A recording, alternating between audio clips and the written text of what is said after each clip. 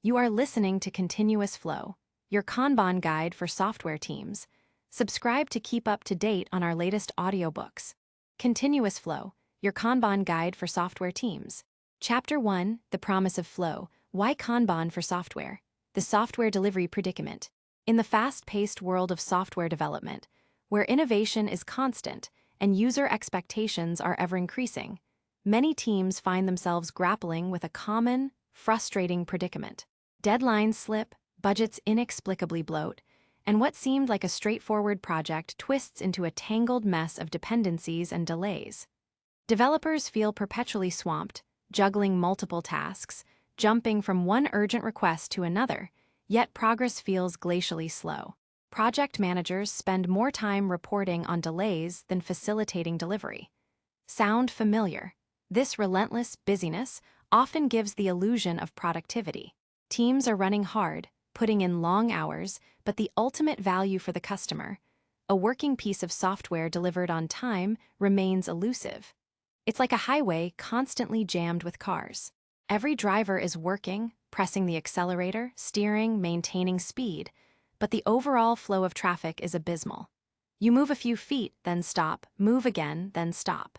Despite everyone's individual effort, the output of the system is minimal, and frustration is high. Traditional software methodologies, or often a complete lack thereof, frequently fall short in dynamic environments where requirements shift, technologies evolve, and learning is continuous. They might lead to bottlenecks, handoff delays, or an overwhelming amount of partially completed work piling up, driving up stress and driving down quality. The question then becomes, how can software teams achieve a state where work flows smoothly, reliably, and predictably, minimizing stress and maximizing delivered value? Introducing Kanban, more than just a board. This book offers a clear, practical answer. Kanban, you might have heard the term before, perhaps associating it with sticky notes on a whiteboard. While a visible board is a core component, Kanban is far more than just a visual tool. It's a method for managing and improving work. Originating from Toyota's highly optimized production system in the 1940s and famously adapted for knowledge work, particularly software development, in the early 2000s by pioneers like David J. Anderson and his teams at companies like Microsoft and Corbis. At its heart, Kanban is a powerful approach designed to improve the flow of value through a system, making it more predictable, efficient, and ultimately, more satisfying for everyone involved. Unlike some rigid frameworks that demand radical organizational overhauls, Kanban is celebrated for its evolutionary, non-disruptive nature. It starts with what you already do, respects your current roles and processes, and gently guides you towards continuous improvement. The key concept driving Kanban is a relentless focus on flow of work items, not just the task itself or the individual doing it. It's about ensuring that features, bug fixes, or any other unit of valuable work moves steadily from conception to delivery, minimizing delays and maximizing throughput. The power of flow. So, what exactly is flow in the context of software development, and why is it so critical? Imagine a river. Its purpose is to move water from one point to another. If the river flows smoothly, water reaches its destination efficiently. But if there are dams, blockages from debris, or sections that are too wide and shallow, the water slows down, backs up, or never reaches its intended destination. In software development, flow refers to the smooth, consistent progression of work items, be it a new feature, a critical bug fix, or a design document, through all stages of your development process, from initial idea to release to the customer, without unnecessary interruptions, waiting, or reworks. When work flows, remarkable things happen. Faster delivery. Work gets done and delivered sooner, providing value to customers more quickly. Reduced waste. Less time is spent on non-value-adding activities like waiting, handoffs, or rework. Better quality. Constant feedback loops and a focus on finishing items before starting new ones naturally lead to higher quality outputs. Quick feedback. The faster work flows, the sooner you get feedback from users, allowing for rapid course correction and continuous improvement. Increased predictability. With a stable flow, you can more accurately forecast when work will be completed, leading to more reliable commitments. Happier teams. reduced stress from juggling too many tasks, clear visibility of progress, and the satisfaction of frequently delivering value contribute to higher team morale. Consider a small startup, InnovateApp, that was constantly struggling with releasing new features.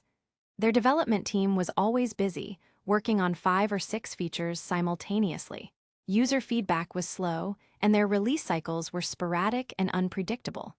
Features would sit 90% done for weeks, waiting on a final review or a testing slot. Morale was low, and customer satisfaction suffered. When they adopted Kanban, focusing on limiting the number of features in active development and visualizing their bottlenecks, something transformative happened. They started releasing smaller, highly polished features every 2 weeks. Customer feedback dramatically improved, and the team felt a renewed sense of accomplishment and purpose. This shift from busy to flow was the catalyst. How Kanban achieves flow. A sneak peek.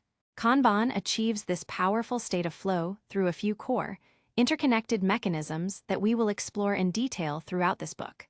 Seeing the work. It makes intangible knowledge work visible, allowing everyone to understand what needs to be done, what's currently being worked on, and where bottlenecks exist. This is primarily done through the Kanban board. Limiting overload. It strictly limits the amount of work in progress, WIP. This crucial practice prevents teams from spreading themselves too thin, forces them to finish what they start, and exposes systemic problems rather than just individual busyness. Pulling work. Instead of tasks being pushed onto individuals, work is pulled into the next stage only when there is capacity, ensuring a smooth, continuous flow adapted to the team's true capabilities. Learning and adapting. Kanban is built around continuous improvement. By visualizing the workflow, limiting WIP, and collecting data, teams can identify problems, experiment with solutions, and evolve their processes over time. Who is this book for? This book is for anyone involved in software development who feels the pain of unpredictable delivery, overwhelming workloads, or misaligned priorities. Are you a developer or quality assurance engineer frustrated by context switching, endless meetings, or unclear expectations? Are you a product owner or project manager struggling to achieve predictable delivery, satisfy stakeholders, or articulate progress effectively? Are you a team lead or engineering manager looking for practical ways to improve your team's efficiency, reduce burnout, and foster a culture of continuous improvement? Are you an Agile coach or consultant seeking a deeper, more practical understanding of Kanban to help organizations evolve? If you answered yes to any of these, this book is for you.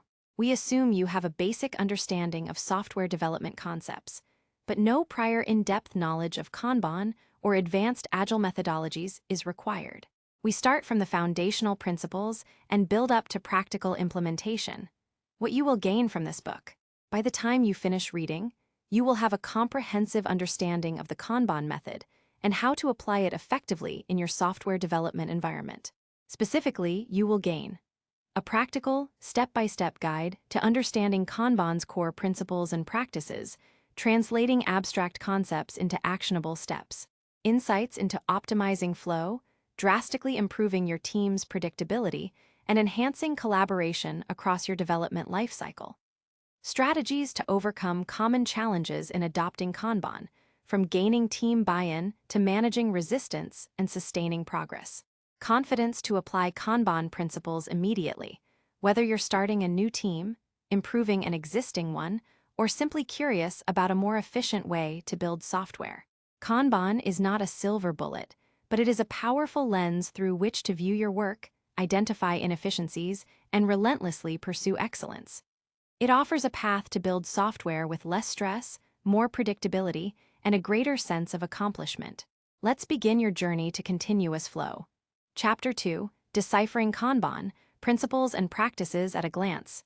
The roots of Kanban, from lean to software. To truly grasp the essence of Kanban, it helps to understand its origins, which are not in the digital world, but on the factory floor. The Kanban method we use today has its roots in the Toyota Production System, TPS, developed by Toyota Motor Corporation in Japan, starting in the 1940s. Faced with limited resources and a need for efficiency, Toyota developed a revolutionary approach to manufacturing that emphasized minimizing waste, continuous improvement, and a just-in-time JIT production system. The core idea was to produce only what was needed, when it was needed, and in the amount needed. This was facilitated by a powerful tool, the Kanban card. Kanban itself is a Japanese word meaning visual signal or card. These cards were literal physical signals used to authorize production or movement of parts within the factory. When a part was used, its Kanban card would travel back to the previous station, signaling the need to produce or move another part. This created a pull system, where work was initiated only when there was actual demand from the next step in the process, preventing overproduction and excess inventory. Fast forward to the early 2000s, and key thinkers like David J. Anderson recognized that the same principles of flow, waste reduction, and pull systems could be applied to knowledge work, specifically software development. Unlike physical manufacturing, software development deals with intangible deliverables: code, designs, ideas. But the principles held true. Too much work in progress created delays, bottlenecks disrupted flow, and lack of visibility led to inefficiencies. Kanban was adapted to help software teams manage their workflows, improve predictability, and deliver value more effectively. It's important to remember this lineage. Kanban is not just a trendy Agile acronym, but a method steeped in decades of operational excellence. The 4 foundational principles of the Kanban method. Before diving into the how-to of Kanban, it's crucial to understand its underlying philosophy. Kanban is guided by 4 foundational principles that dictate its evolutionary nature and focus on respect and continuous improvement. 2.2.1 Start with what you do now. Perhaps the most comforting and distinguishing principle of Kanban is its injunction to start with what you do now. Unlike many methodologies that demand a radical, disruptive overhaul of existing processes, roles, and responsibilities, Kanban advocates for an evolutionary approach. You don't have to stop what you're doing, throw out your current methods, or implement an entirely new organizational structure to begin. Instead, you start by understanding your current workflow, documenting it as accurately as possible, and visualizing it. Kanban then provides tools to identify bottlenecks and areas for improvement within that existing process. This minimizes the resistance typically associated with change and allows for a smoother, more gradual adoption. It's about optimizing your existing engine, not replacing it overnight. 2.2.2 Agree to pursue evolutionary change. This principle builds directly on the first. Kanban isn't about a one-time fix. It's about a commitment to agree to pursue evolutionary change. The improvements you make with Kanban aren't sudden, revolutionary leaps. They are small, incremental, and continuous. This philosophy, known as Kaizen in lean manufacturing, emphasizes making small, consistent improvements daily, weekly, or monthly. These changes are driven by observation, data, and feedback. You experiment, you measure, you learn, and you adjust. It's like refining a recipe. You don't throw everything out, but you might tweak an ingredient here, adjust a cooking time there, always aiming for a better outcome based on what you've observed. This approach reduces risk, allows for adaptation, and fosters a culture of ongoing learning. 2.2.3 Respect current roles, responsibilities, and job titles. Many Agile frameworks introduce new roles, e.g., Scrum Master, Product Owner, and prescriptive team structures. Kanban takes a different path. It states that you should respect current roles, responsibilities, and job titles. Kanban doesn't require you to change your organizational chart or redefine who does what. It overlays your existing structure. This respect for the current setup reduces political resistance and leverages the experience and expertise already present in your organization. A developer remains a developer, a QA specialist remains a QA specialist, a project manager remains a project manager. Kanban simply provides a structured way for these existing roles to collaborate more effectively and optimize their shared workflow. 2.2.4 Encourage acts of leadership at all levels. The final foundational principle asserts that you should encourage acts of leadership at all levels. This isn't just about empowering formal leaders. It's about fostering a culture where everyone, regardless of their title or position, is encouraged to observe, identify problems, suggest improvements, and take initiative. If someone identifies a bottleneck, a policy that isn't working, or an opportunity to streamline the workflow, they should feel empowered to speak up and propose a solution. True leadership in Kanban comes from those who identify and drive positive change, not just those with leader in their job title. This distributed leadership model promotes proactive problem-solving and a collective sense of ownership over the process. The 6 core practices of the Kanban method. While the principles tell us how to think about change, the 6 core practices provide the concrete mechanisms for implementing Kanban. These are the tools you'll use to manage your workflow, improve predictability, and foster continuous improvement. 2.3.1 Visualize the workflow. This is perhaps the most visible and widely recognized aspect of Kanban. To manage and improve a workflow, you first have to see it. Visualizing the workflow means creating a clear, explicit representation of all the steps a work item goes through from its inception to its completion. Typically, this is done using a Kanban board, which can be physical like a whiteboard with sticky notes or digital using software tools. The board uses columns to represent the stages of your workflow, e.g., to do, in analysis, developing, testing, done, and cards to represent individual work items, features, bug fixes, user stories. This visualization provides immediate transparency, highlights bottlenecks, and ensures everyone has a shared understanding of what's being worked on and its current status. 2.3.2 Limit Work in Progress, WIP. This is arguably the most powerful practice in Kanban and often the most challenging to adopt.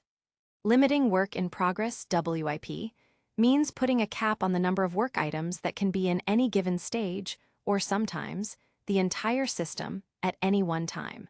For example, if your developing column has a WIP limit of 3, only 3 work items can be actively developed simultaneously. The purpose of limiting WIP is to prevent multitasking, reduce context switching, and force a focus on finishing work before starting new work. When WIP is high, everything takes longer because attention is fragmented. Limiting WIP creates a pull system, meaning the next stage of work can only pull a new item when it has capacity, preventing overburdening upstream. It systematically exposes bottlenecks, making problems visible and enabling the team to address them directly. 2.3.3 Manage Flow. Once your workflow is visualized and WIP limits are in place, the next practice is to manage flow actively. This means consciously monitoring the movement of work items through the system and taking action to ensure a smooth, continuous flow. It involves identifying and addressing blockages, reducing idle time, and ensuring work progresses efficiently towards completion. Managing flow is about optimizing the entire system, not just individual stages. If an item gets stuck, the team's focus shifts to unblocking it. This practice emphasizes collaboration, stopping the line if necessary, like in a factory, to ensure that the work keeps moving, rather than allowing items to sit idle or accumulate. 2.3.4 Make policies explicit. To ensure consistency and shared understanding, Kanban requires that you make policies explicit. These are the clear, agreed-upon rules for how work is done, how it moves through the workflow stages, and how decisions are made. Examples include definition of done, do. What criteria must a work item meet to be considered done in a particular stage or at the final end of the process? WIP limit rules. How are WIP limits enforced? What happens if a limit is exceeded? Prioritization rules. How do we decide which item to pull next when multiple options are available? Blocked item policy. What's the process for dealing with a blocked work item? Explicit policies reduce ambiguity, minimize misunderstandings, and facilitate quicker decision-making among team members. They create a shared mental model of how the system operates. 2.3.5 Implement feedback loops. Continuous improvement isn't possible without regular opportunities to reflect, learn, and adapt. Kanban emphasizes implementing feedback loops at various levels. These often take the form of specific meetings or cadences that serve different purposes. Daily Kanban, a brief daily meeting to coordinate activities and ensure flow. Replenishment meeting, where new work items are pulled into the system. Flow review, a regular review of how work is flowing, identifying bottlenecks and areas for improvement using metrics. Delivery planning, a meeting to plan what work items will be released or delivered. Strategy review, a higher-level cadence to align the Kanban system with organizational strategy. These feedback loops ensure that the team is constantly learning from its performance, identifying problems early, and making data-driven decisions to adjust its processes and policies. 2.3.6 Improve collaboratively, evolve experimentally. The final practice is to improve collaboratively, evolve experimentally. Kanban encourages a scientific approach to process improvement. Teams are encouraged to use various models, like lean principles, theory of constraints, or Deming's plan-do-check-act cycle, to analyze problems and propose solutions. Improvements are treated as experiments. You hypothesize a change, implement it, measure its impact, and then decide to keep, modify, or discard it based on the results. This fosters a culture of continuous learning, adaptation, and shared responsibility for optimizing the workflow. It's about using quantitative data, like the metrics we'll discuss later, and qualitative observation to guide your evolution. The principles and practices in harmony. Think of the 4 foundational principles as the guiding philosophy, the why behind Kanban. They define its gentle, evolutionary nature. The 6 core practices, on the other hand, are the tangible actions, the how-to mechanisms that bring those principles to life.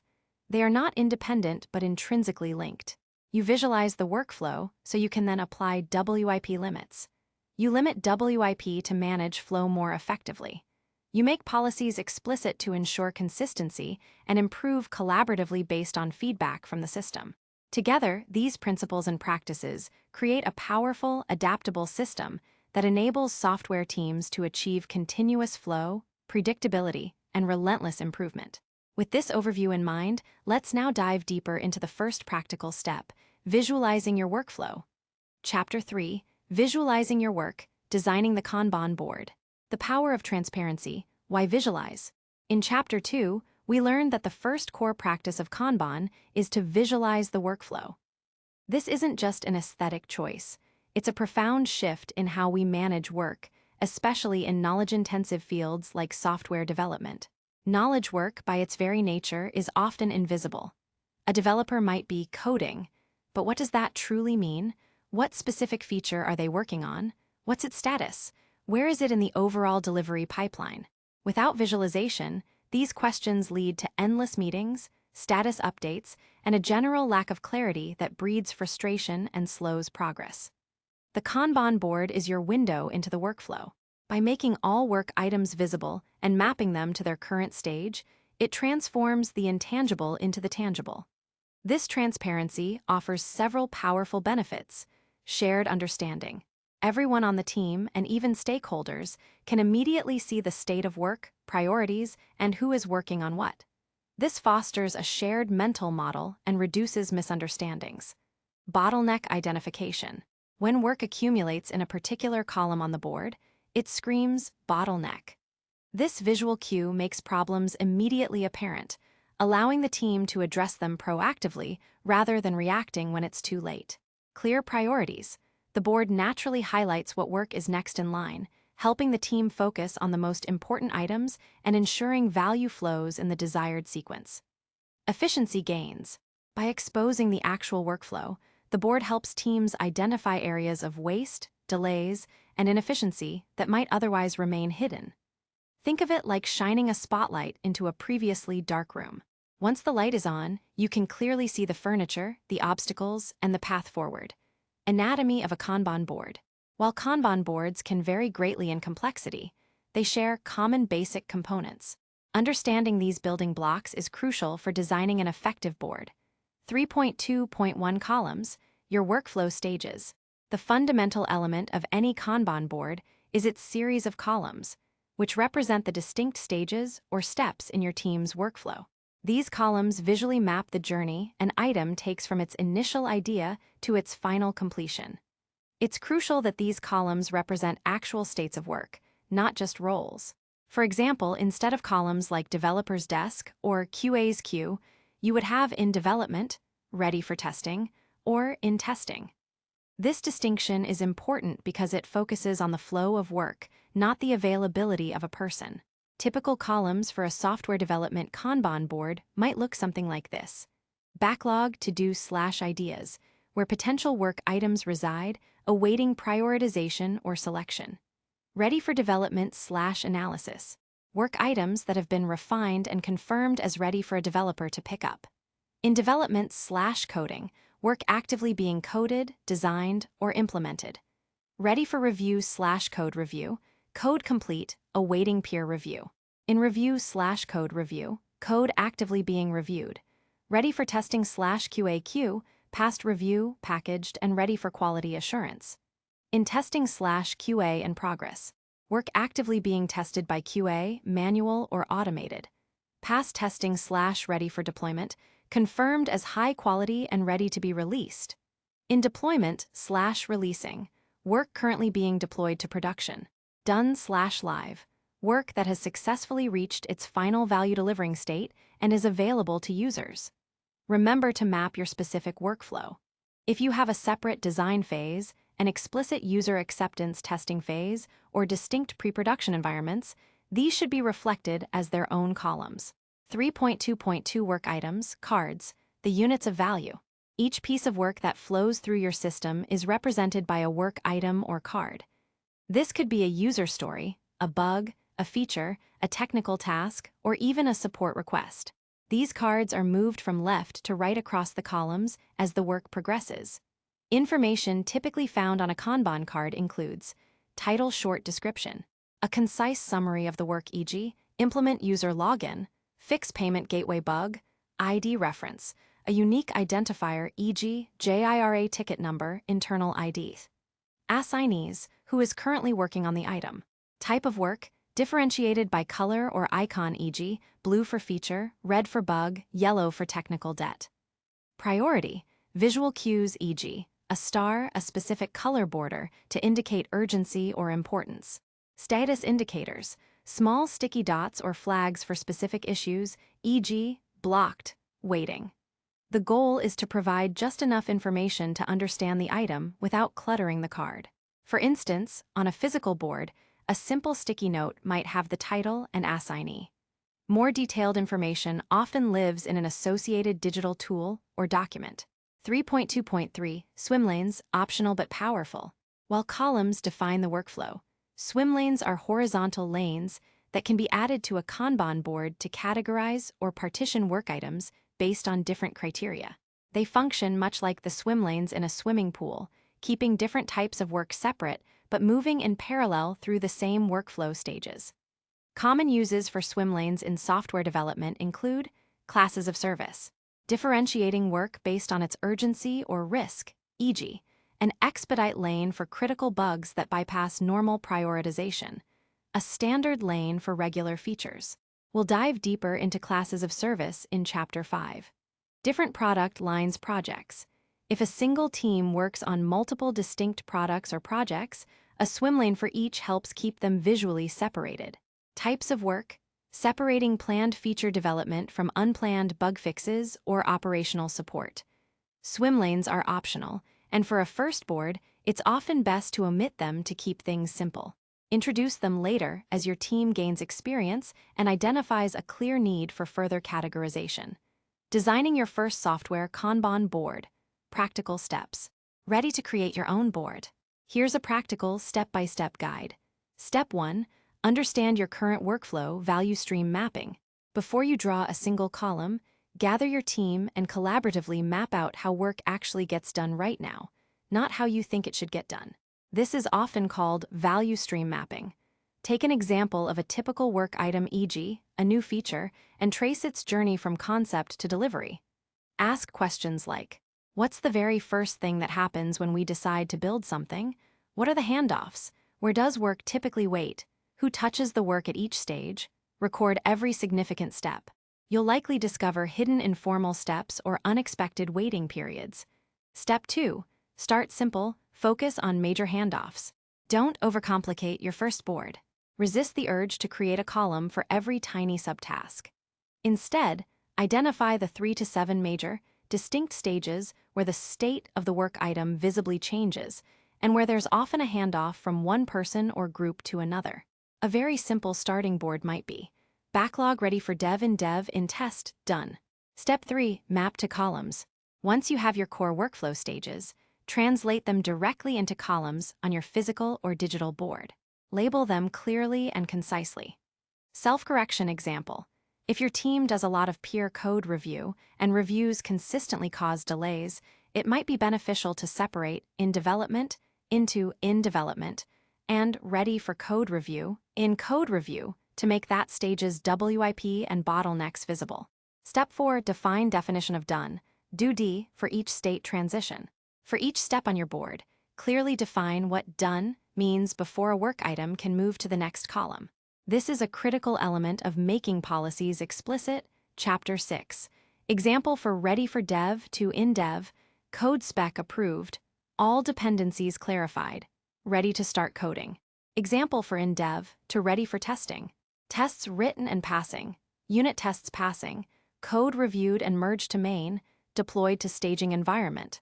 Example for in test to done, acceptance criteria met, all bugs fixed or logged back to backlog, performance benchmarks met, deployed to production.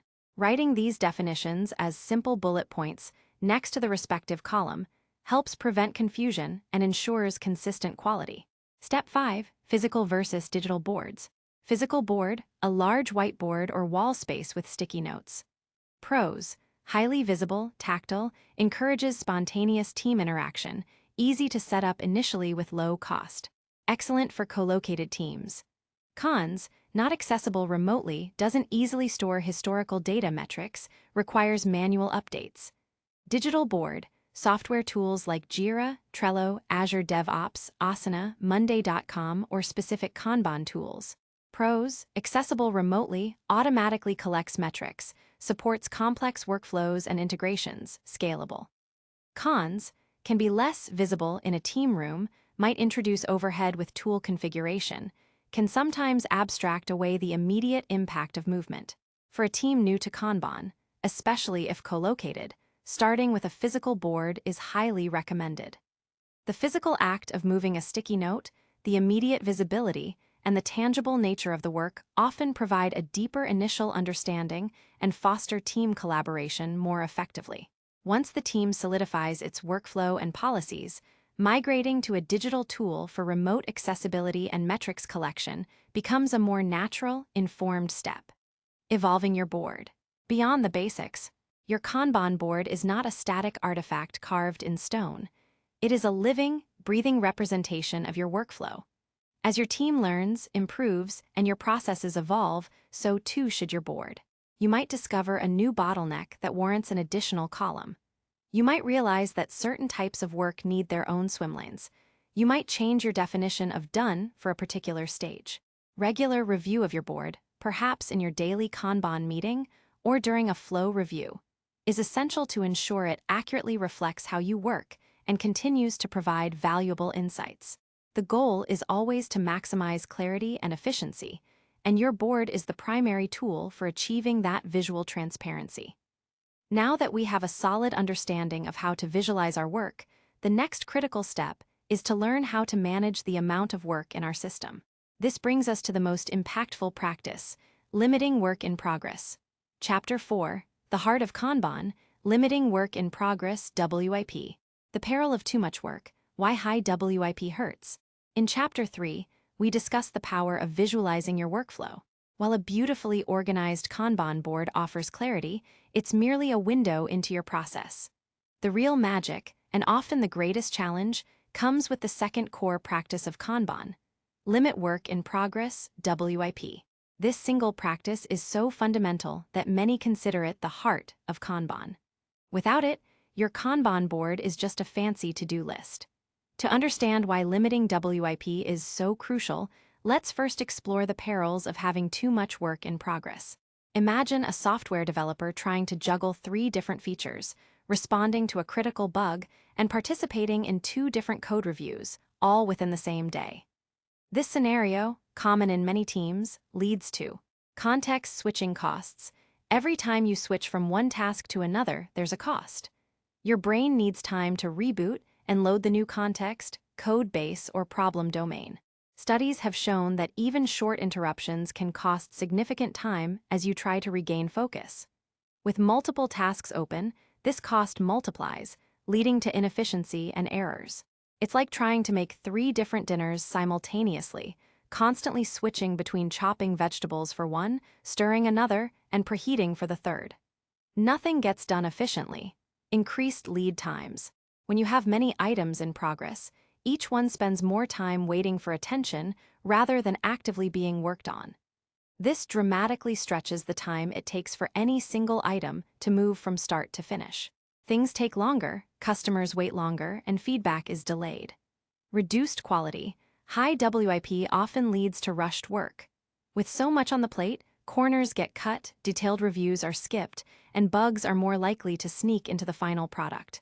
The focus shifts from doing it well to just getting it done, leading to technical debt and future problems. Delayed feedback. If a feature takes weeks or months to go live because it's stuck in various stages of high WIP, feedback from users or stakeholders is similarly delayed. By the time you get that feedback, the initial assumptions might be outdated, or the market might have shifted, rendering the work less valuable. Developer burnout. The constant pressure to juggle multiple items, the feeling of never quite finishing anything, and the frustration of being inefficient takes a serious toll on individuals. High WIP is a significant contributor to stress and burnout in software teams. Understanding WIP limits. A WIP limit is simply a boundary set on the maximum number of work items that can be in a particular state or column, or multiple states columns combined on your Kanban board at any given time. For example, you might set a WIP limit of 3 for your in-development column. This means that once 3 items are being worked on in that column, no new items can be pulled in until one of the existing items moves out. The primary purpose of a WIP limit is summed up by a simple yet profound principle: stop starting, start finishing. It forces the team to focus on completing existing work before pulling in new work. This might feel counterintuitive at first.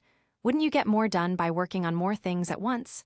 The answer, surprisingly, is no. By limiting WIP, you create focus, reduce waste, and ultimately speed up the delivery of value. WIP limits serve as a control mechanism for your system. They create a pull system which directly addresses the issues of overload and inefficiency. The pull system in action. Imagine a conveyor belt in a factory. In a traditional push system, each workstation completes its task and then pushes the item onto the next station, whether that station is ready for it or not. This often leads to piles of inventory accumulating between stations, waiting. Kanban, by virtue of its WIP limits, promotes a pull system. Instead of being pushed from upstream, work items are pulled downstream only when there is capacity. Here's how it works in a software context. A developer finishes a task and moves it from in development to ready for testing. Now the in development column has an open slot, having gone from a WIP limit of, say, 3 down to 2. The developer looks at the ready for development column, the upstream column. They can then pull the next highest priority item into the in development column. Similarly, a QA engineer finishes testing an item, moving it to ready for deployment. This creates an open slot in the in-testing column. The QA engineer then pulls the next item from ready for testing into their column. This pull system has several advantages. Avoids overload. No workstation is ever pushed more work than it can handle, preventing bottlenecks from becoming overwhelming. Focuses on finishing. Everyone's primary goal becomes finishing the current item and moving it downstream, because that's what creates the capacity to pull new work. Exposes bottlenecks. If a column consistent hits its WIP limit, and the downstream column isn't pulling items fast enough, it immediately exposes that downstream stage as a bottleneck. This makes the problem visible and allows the team to collaboratively address it. How to set initial WIP limits, practical approaches. Setting WIP limits can feel daunting, but they are hypotheses, not immutable laws. The goal is to start somewhere and then adjust based on observation and data. Here are a few practical approaches for setting initial WIP limits. Start with current WIP. The simplest approach is to look at your current average WIP for each stage or for the entire system and set that as your initial limit. This provides a baseline without immediately disrupting your current flow. Then, gradually reduce the limits. N1 rule for process steps involving one person.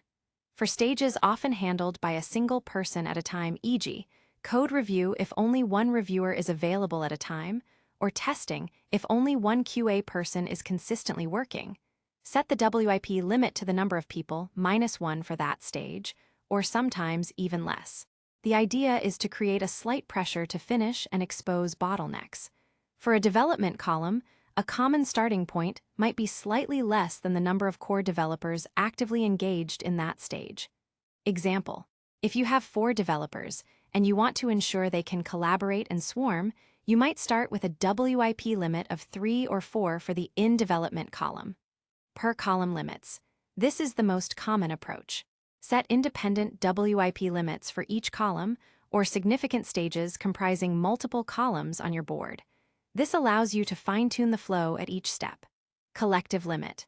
Sometimes, especially for smaller teams or very simple workflows, you might start with a single, system-wide WIP limit for all active work, excluding the backlog and done columns. This forces a global perspective on flow. Important considerations: WIP limits are hypotheses. They are not static. You will adjust them as you learn more about your teams. Capacity and uncover bottlenecks. Start small, then iterate. Don't try to get them perfect on day 1. It's better to implement imperfect limits and learn from them than to be paralyzed by choice. It will feel uncomfortable at first. The initial crunch of enforcing WIP limits can expose long-standing inefficiencies and force difficult conversations about priorities and capacity. This discomfort is a sign that the system is working, making problems visible. Enforcing WIP limits and handling blockers. Once you set WIP limits, the discipline comes in enforcing them. This means no new work in a column if its WIP limit is reached. It doesn't matter how urgent the new work seems, it cannot enter that column until another item moves out. This naturally focuses attention on moving existing work forward. Swarming collaborating. If a column hits its WIP limit and the team cannot immediately pull new work, this is a clear signal to swarm. Everyone's focus should shift to helping move the bottlenecked items forward. This might mean developers helping QA, or vice versa, or the whole team focusing on removing a blocker. This is where the anecdote comes in. Early in their Kanban adoption, Alpha Team set a WIP limit of 3 for their in-development column, down from the typical 6 to 7 features they simultaneously juggled. Initially, there was significant resistance. "But we have so much to do," protested Mark, a senior developer. "If I'm waiting on testing feedback, I can just pick up another feature."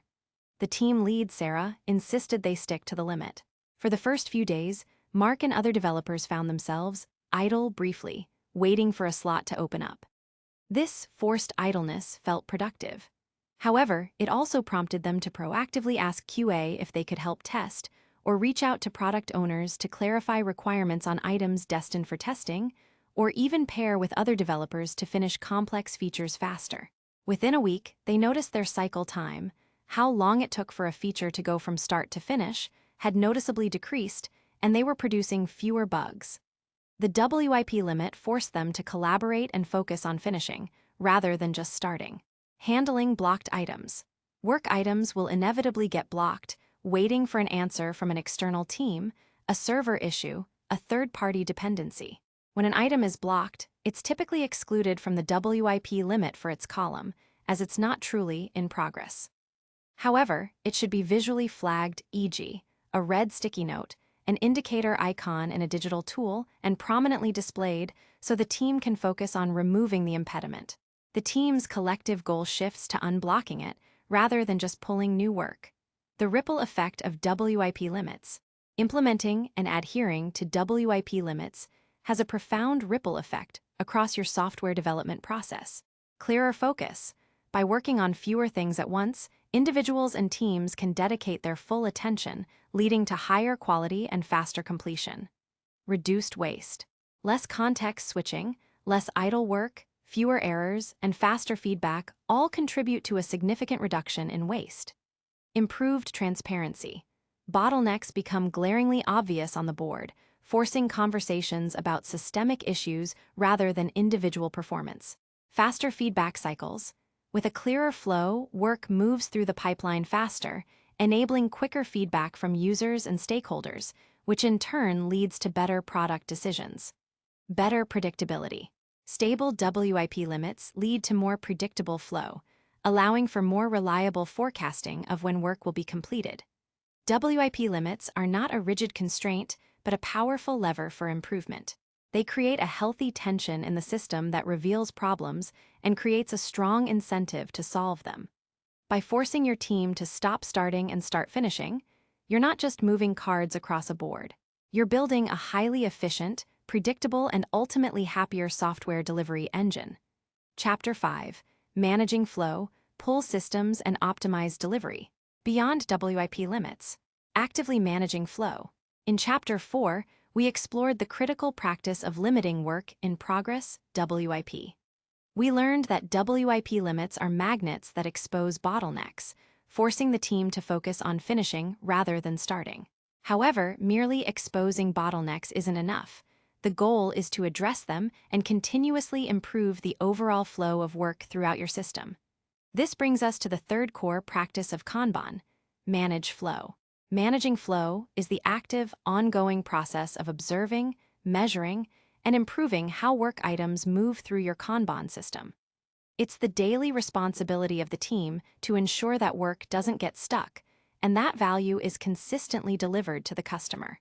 It's a shift in mindset from simply being done with my task to ensuring the task is done through the system. Imagine a water pipe network.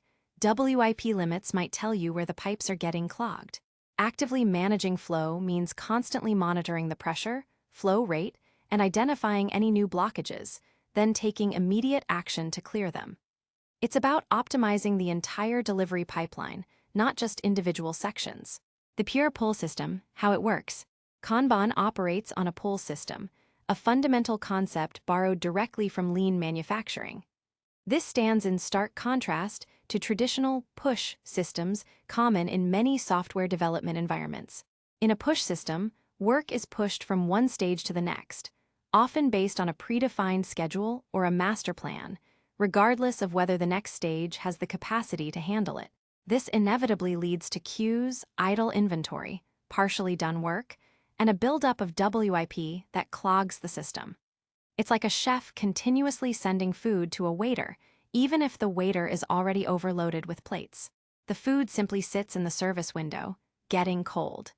In a pull system, work is only initiated or moved forward when there is a clear demand or an available capacity at the next stage. The trigger for pulling new work comes from downstream, not from upstream. Here's the mechanism: demand signal. A work item is completed in a particular stage and moves to the next column, or done. Capacity created. This movement creates an empty slot within the WIP limit of the previous column. Pull action. The team member responsible for the previous column, or the entire team, pulls the next highest priority item from the upstream column into their now available slot. This pull action continues back to the initial, ready, or backlog stage. The pull system inherently controls WIP because work can only be pulled if capacity allows. This means less waiting, faster throughput, and a built-in feedback mechanism. If you can't pull, it means there's a problem that needs attention, either in your current stage or in a downstream stage that's not releasing items. It's like the waiter only taking a new plate from the chef when a table becomes free, ensuring fresh, hot food is always delivered efficiently. Classes of service. Prioritizing flow effectively. Not all work is created equal. A critical production bug that has taken down your website should undoubtedly be handled differently from a minor cosmetic change or a long-term research spike. To effectively manage flow and set clear expectations, Kanban introduces the concept of classes of service, COS. Classes of service are policies that define how different types of work items should be prioritized and processed through the Kanban system. They influence the order in which work is pulled, helping the team react appropriately to varying levels of urgency, risk, and delivery expectations. Here are the 4 most common classes of service, along with their characteristics and how they impact flow. Expedite or urgent. Description: for work items that are extremely urgent, high cost of delay, and demand immediate attention. Examples include critical production defects, system outage, security vulnerabilities, or legal compliance issues that require immediate action. Policy: when an expedite item enters the system, it typically jumps the queue, interrupting current work and taking precedence over everything else. It often has a very tight, if not instantaneous, WIP limit, e.g., WIP limit of 1 across the entire board, meaning only one expedite item can be active at a time. Impact on flow. While necessary, overuse of expedite items can chaotic effect on flow as it pulls resources away from planned work. They should be used sparingly and only for truly exceptional circumstances. Fixed date or deadline. Description: for work items that must be delivered by a specific, immovable date. Examples include regulatory requirements, conference demonstrations, marketing campaign launches, or contractually obligated deliveries. Policy: these items are managed based on their proximity to the deadline. As the date approaches, their priority increases. They usually require proactive planning and monitoring to ensure they hit their target. Impact on flow. Fixed date items introduce risk. If not managed carefully, they can become expedite items at the 11th hour, creating stress and disrupting the flow of other work. The team should regularly assess their progress against the deadline. Standard or regular. Description: this is the default class of service for most feature development, regular enhancements, or standard bug fixes. Policy: these items move through the system based on their position in the queue, flowing predictably according to the team's established WIP limits and pull policies. They rely on the sustained, optimized flow of the system. Impact on flow. The majority of your team's work should ideally fall into this category, aiming for a consistent, predictable delivery cycle. Any disruptions from expedite or fixed date items will typically impact the delivery of standard items.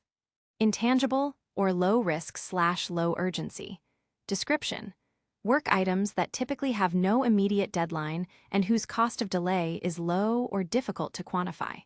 Examples include refactoring technical debt, infrastructure improvements, long-term research, or nice-to-have features. Policy: these items are often pulled when there is available capacity after higher priority work, or when the team identifies a specific need for them, e.g., if the standard workflow is running smoothly, pull an intangible item. They may not even have a defined done state for some time. Impact on flow. Intangible items allow teams to utilize slack time effectively, invest in future maintainability, and prevent the accumulation of technical debt without disrupting critical deliveries. However, they need to be actively managed to ensure they don't get perpetually postponed.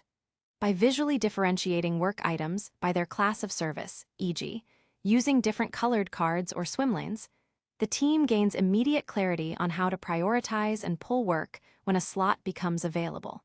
An expedite item always gets pulled first, then potentially a fixed date item nearing its deadline, and then the next standard item. The commitment point and delivery point. Within a Kanban system, 2 crucial points define the scope of your active work and your flow metrics. The commitment point. This is the specific stage in your workflow where the team makes a commitment to deliver a work item. Prior to this point, items are in various stages of exploration, analysis, or backlog. They can be reprioritized, deleted, or changed with relatively low cost. Once an item passes the commitment point, the team formally pulls it into the active delivery workflow, and there's an expectation that it will be delivered.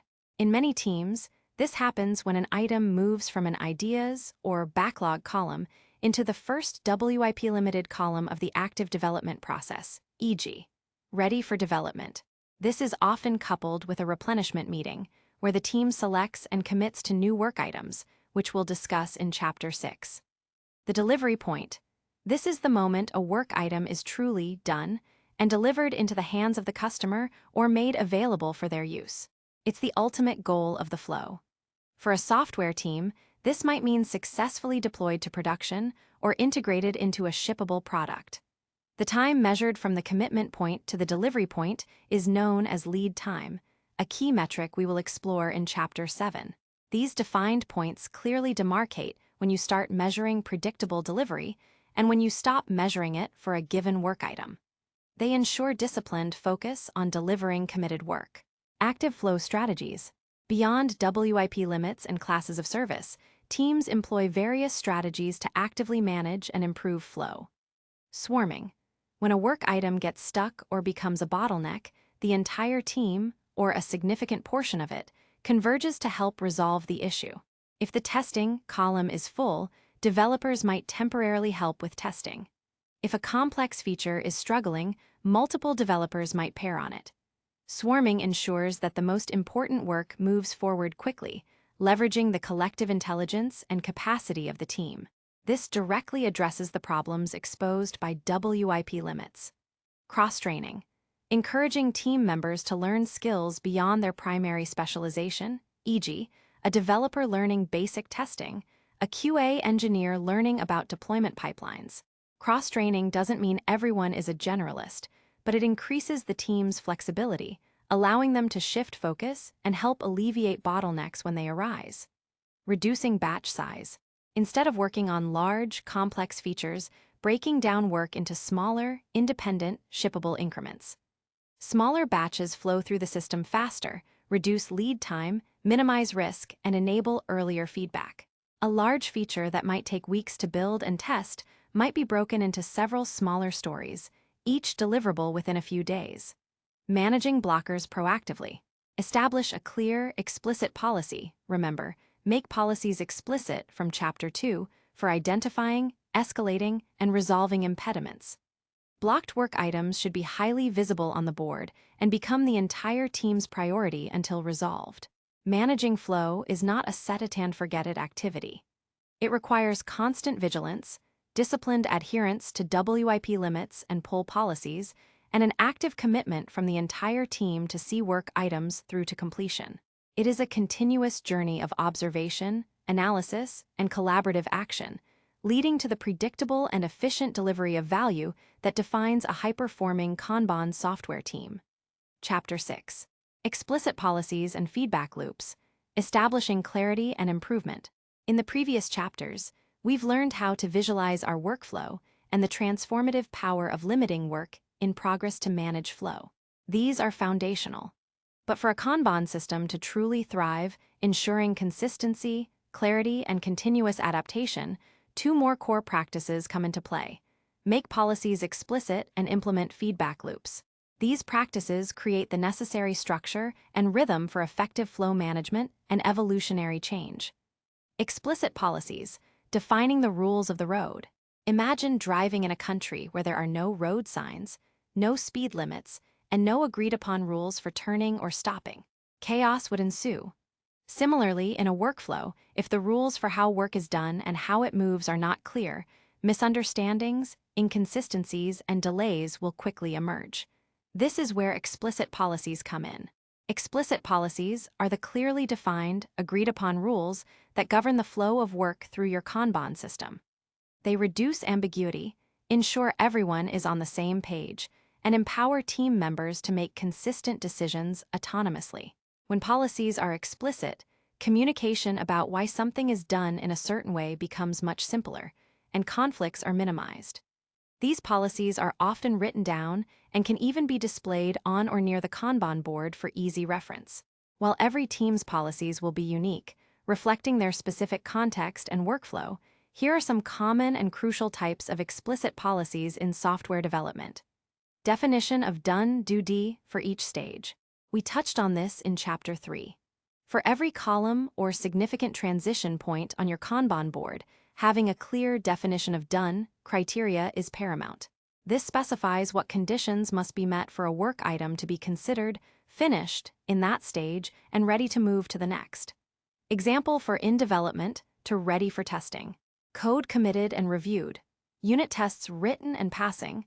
Automated integration tests passing on staging environment. Documentation updated. Example for final done, delivery point. Deployed to production, monitoring in place, release notes published, customer communication sent. Having explicit duties prevents items from being prematurely moved forward, ensures quality at each step, and clarifies responsibilities. Definition of ready DUAR. This policy defines the criteria a work item must meet before it can be pulled into the active workflow, e.g., from the backlog into ready for development. A robust DUAR ensures that team members only pull items that are well understood, clearly defined, and have all necessary prerequisites in place, preventing frequent blocking or rework. Example DUAR for ready for development. User story clearly written with acceptance criteria, dependencies identified and resolved, design mockups approved, required APIs identified, estimated effort within acceptable range. WIP limit policies. Beyond simply stating the number, explicit policies around WIP limits clarify how they are enforced. No new work can be pulled into a column if its WIP limit is met or exceeded. If a WIP limit is hit, the team's priority shifts to swarming on items in that column to move them forward. Blocked items do not count towards the WIP limit only if they are physically removed from the active process flow and parked in a blocked area for resolution. Blocked item policy. How does the team handle a work item that becomes blocked? Immediately flag the item on the board, e.g., red sticky note or digital flag. The person blocking the item must record the reason for the block and who can resolve it. Blocked items become the highest priority for resolution for the relevant team members or external stakeholders. Regular review of blocked items during daily stand-up Kanban meeting. Classes of service policies. While we covered classes of service in Chapter 5, turning them into explicit policies ensures consistent application. An expedite item must be taken on immediately by whoever is available, and all other current work paused until it moves to the next column. Fixed date items take precedence over standard work as their deadline approaches. Standard work is processed in FIFO, first in, first out order within its priority. The value of explicit policies. Reduced ambiguity. Everyone understands the expectations. Empowered team members can make decisions confidently without constantly seeking clarification. Consistent quality ensures a baseline standard is met at each stage. Easier onboarding. New team members can quickly understand how the team operates. Basis for improvement. When problems arise, you can examine and modify policies. If an issue is discovered, is it a process failure or a policy failure? Feedback loops, the rhythm of improvement. No system, however well-defined, is perfect from the start. Continuous improvement, a core principle of Kanban, relies heavily on feedback loops. These are regular, structured opportunities for the team to inspect how the system is performing, identify problems, and make adjustments. Without these loops, a Kanban board can quickly become stale, and the system loses its effectiveness. Kanban suggests several types of feedback loops, often referred to as cadences or Kanban meetings, each serving a specific purpose. The daily Kanban, daily stand-up/daily scrum with a twist. Purpose: to coordinate activities for the day, ensure work is flowing, and identify immediate impediments or blockages. Focus: unlike some daily stand-ups that focus on what I did yesterday, what I'll do today, the daily Kanban focuses on the flow of work items on the board. The team typically walks the board from right to left, from done towards backlog. Questions to ask: what do we need to do to get this done item moved to the next step or actually done? Are there any blockers preventing this item from moving?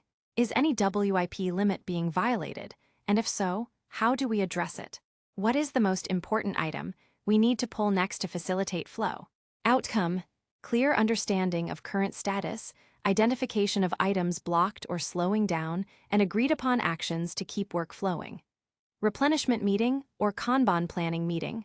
Purpose: to pull new work from the backlog into the active system, ensuring a healthy pipeline of ready-to-start work without exceeding overall WIP limits. This is where the commitment point, Chapter 5, is managed. Frequency: typically weekly or bi-weekly, depending on your team's throughput.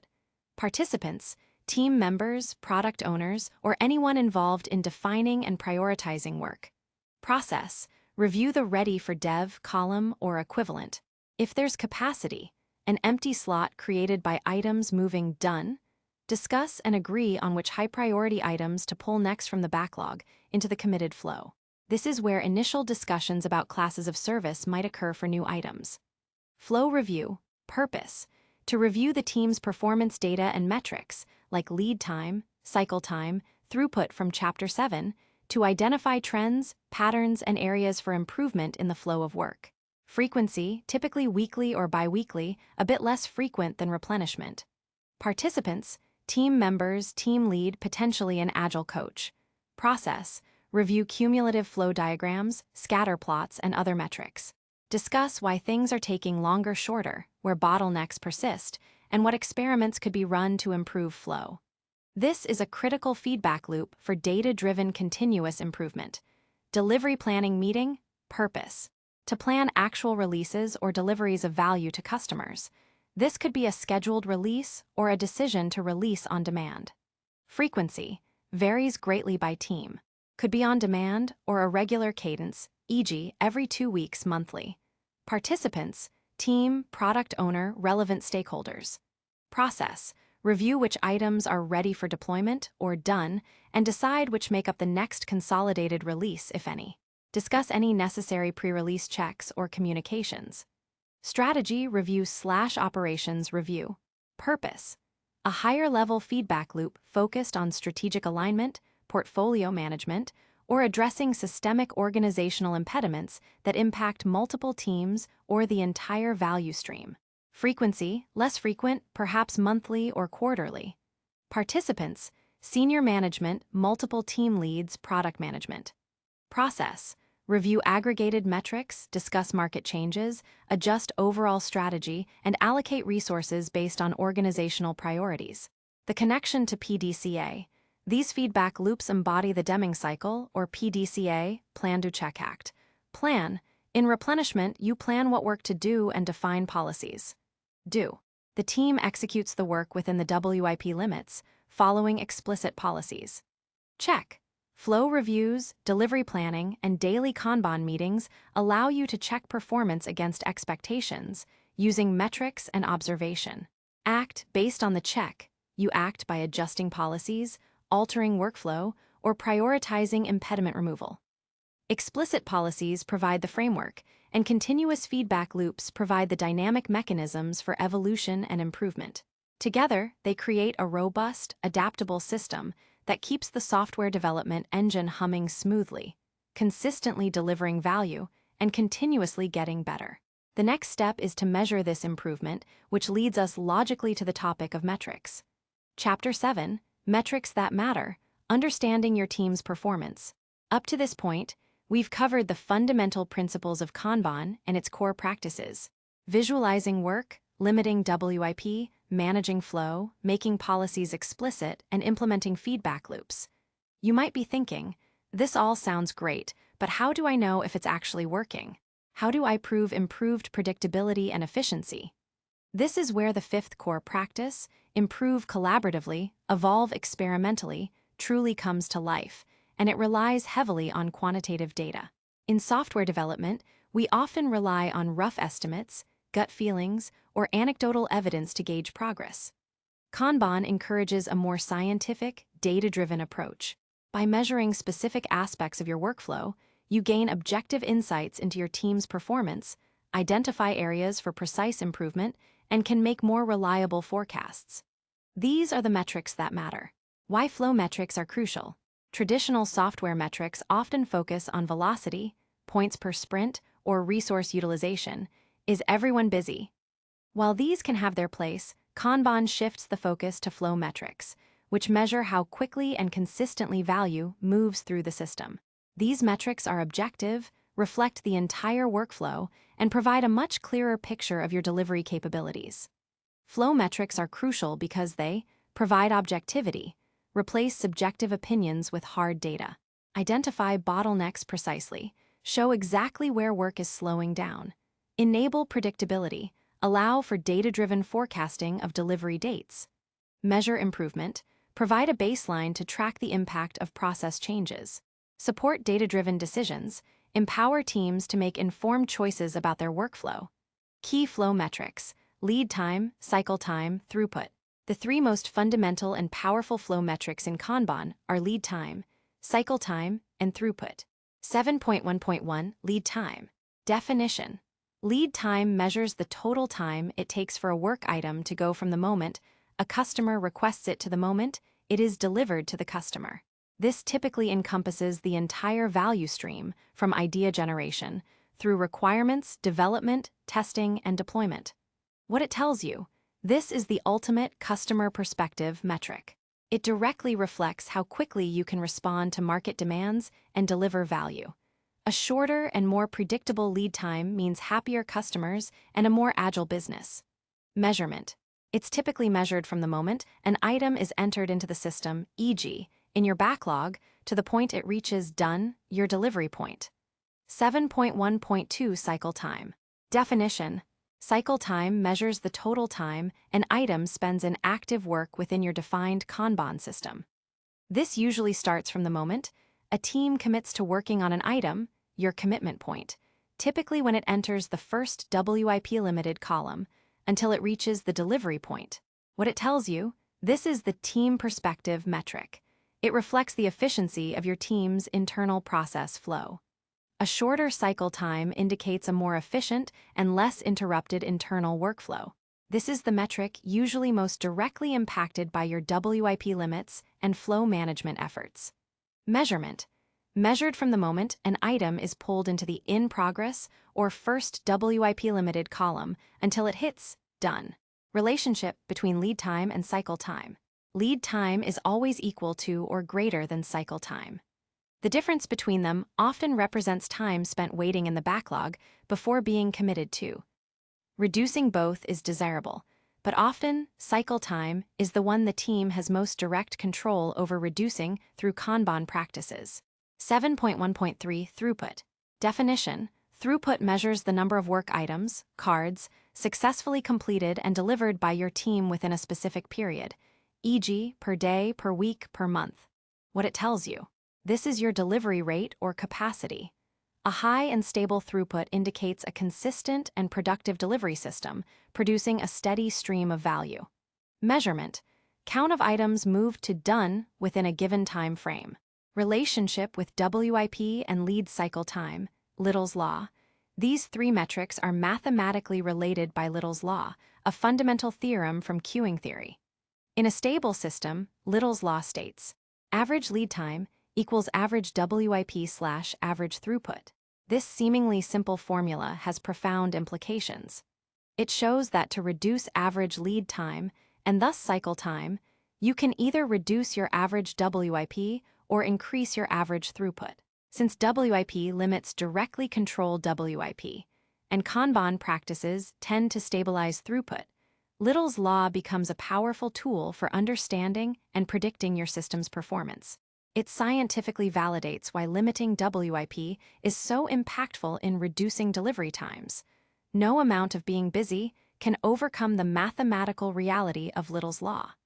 Cumulative Flow Diagram, CFD. Visualizing your flow. While numerical metrics are essential, visualizing them provides unparalleled insight. The Cumulative Flow Diagram, CFD, is perhaps the most powerful single chart in Kanban for understanding and analyzing your workflow. A CFD is an area chart that shows the cumulative number of items in each state over time. X-axis, time, e.g., days, weeks. Y-axis, cumulative number of work items. Colored bands. Each band represents a distinct column state on your Kanban board. The top line of a band tracks items entering that state, and the bottom line tracks items leaving that state. How to read a CFD. WIP, work in progress. The vertical distance, height of a band at any given point in time, indicates the amount of WIP in that stage. If a band gets taller, WIP is accumulating. If it shrinks, WIP is being cleared. Lead cycle time. The horizontal distance between any two lines, or between the start of a band and the end of the final done band, represents the average lead or cycle time. A narrower horizontal distance means faster delivery. Throughput rate. The slope, steepness of any line indicates the arrival-departure rate of work items. The slope of the done line shows your throughput. A steeper slope means higher throughput. Bottlenecks. A band that significantly widens, horizontally or vertically, indicates a bottleneck or accumulation of work in that stage. The work is entering faster than it is leaving. This makes bottlenecks immediately obvious. Steady flow. In a healthy, flowing system, the bands should be relatively stable in width, and the lines should be roughly parallel, indicating a consistent flow. For example, if your in-testing band on the CFD suddenly balloons wider, it indicates items are piling up faster than they can be tested. This immediately tells you that testing is your bottleneck, and you need to investigate why and what actions, like swarming, cross-training, or adjusting WIP limits, can be taken. While a CFD can seem complex at first, spending time analyzing your teams, or a sample teams, CFD will provide invaluable insights into where work bottlenecks, where flow is smooth, and where process improvements are needed. Digital Kanban tools typically generate CFDs automatically. Other useful metrics. While lead time, cycle time, throughput, and CFDs are the cornerstones, a few other metrics can provide additional context. Work item age. For any item currently in progress, how long has it been there? This allows you to identify stale items that might be blocked or forgotten and act on them. Cycle time scatter plot. This chart plots each completed work item by its cycle time. It helps you see the spread of your cycle times, identify outliers, and assess your predictability. If all points are clustered together, your delivery times are very predictable. Failure load. Measuring the number of defects or failures that escape to production. A decreasing trend indicates improved quality control. Using metrics for improvement and forecasting. The beauty of flow metrics is that they move you beyond arbitrary deadlines or gut feelings. Instead, they provide a factual basis for forecasting and continuous improvement. Forecasting. Instead of saying, "This feature will take 3 weeks," based on someone's best guess, you can say, "Based on our historical data, 85% of similar features are completed within 7 to 10 days. This probabilistic forecasting is far more reliable and transparent. Data-driven experiments. When you make a process change, e.g., reducing a WIP limit, introducing a new duty, you can measure its impact directly on your lead time, cycle time, and throughput. Was the change effective? The data will tell you, enabling true experimentation. Communicating performance. Flow metrics provide a clear and objective way to communicate your team's performance to stakeholders. You can show, with data, how quickly you deliver value and how predictable you are. Start collecting these metrics from day one of your Kanban implementation, even if it's just manually tracking completion dates on a spreadsheet initially. You cannot manage what you do not measure. By diligently tracking and analyzing these metrics, your team transitions from making assumptions to making informed, data-driven decisions that lead to true continuous improvement. Chapter 8. Kanban in Action. Real-world software development scenarios. By now, you have a solid theoretical foundation in Kanban, its principles, practices, and key metrics. But theory only takes you so far. Kanban's power truly shines in its adaptability. It's not a rigid framework. Rather, it's a method that can be applied and tailored to virtually any software development context. This chapter shifts our focus from what Kanban is to how it's actually used in different real-world software development scenarios. We'll explore various applications, from new feature development to handling unpredictable support work, demonstrating how Kanban's flexible nature and focus on flow make it an invaluable tool for diverse challenges. 8.1 New Feature Development. Optimizing the value stream. Developing new features is the bread and butter for many software teams. Kanban's emphasis on visualizing workflow and limiting WIP is exceptionally effective here, as it helps teams move features smoothly from conception to delivery. Typical workflow. A Kanban board for new feature development might represent the following stages: ideas discovery, new feature concepts, product hypothesis validation, analysis design, detailed requirements gathering, UX/UI design, technical architecture, ready for dev, fully prepared work items meeting the definition of ready. In development, coding, unit testing, initial developer testing, code review, peer review of the code, ready for QA, build deployed to testing environment, In QA, functional and non-functional testing. Approved ready for release, passed all tests, waiting for deployment window. Release done. Feature live in production. Kanban benefits. Accelerated delivery. By focusing on finishing fewer items rather than starting many, features move faster through the pipeline, leading to quicker feedback and earlier market impact. Reduced rework. A clear definition of ready ensures features are well-defined before coding begins, reducing mid-development changes. Clear definitions of done ensure quality at each stage. Improved collaboration. Visualizing dependencies between design, development, and QA encourages early collaboration and problem-solving. If design is a bottleneck, the team can address it before development stalls. Predictable releases. With stable cycle times, from Chapter 7, teams can more accurately forecast when a feature will be delivered, enabling better planning for product launches and marketing. Example scenario. A product team is developing a new social sharing feature. Instead of assigning individual parts of the feature to separate developers in parallel, leading to integration nightmares, they use Kanban. The in development column has a WIP limit of 2. When a developer finishes their part, they don't immediately pick up a new feature unless a slot opens. Instead, they might assist with the integration or testing of the existing feature in progress, ensuring it moves to ready for QA faster. This disciplined approach eliminates the 90% done syndrome and helps them release the feature smoothly and predictably. 8.2 Integrating unpredictable work. Bugs, support, and maintenance. Software development is rarely just about building new features. Teams also deal with unpredictable elements like critical bug fixes, ongoing customer support, and essential maintenance tasks. These are often disruptive and can easily derail planned feature work. Kanban's classes of service, from Chapter 5, are particularly powerful here. Challenges. Sudden, urgent requests interrupt planned work. Difficulty in prioritizing diverse types of work. Risk of neglecting maintenance or technical debt due to feature pressure. Kanban solution.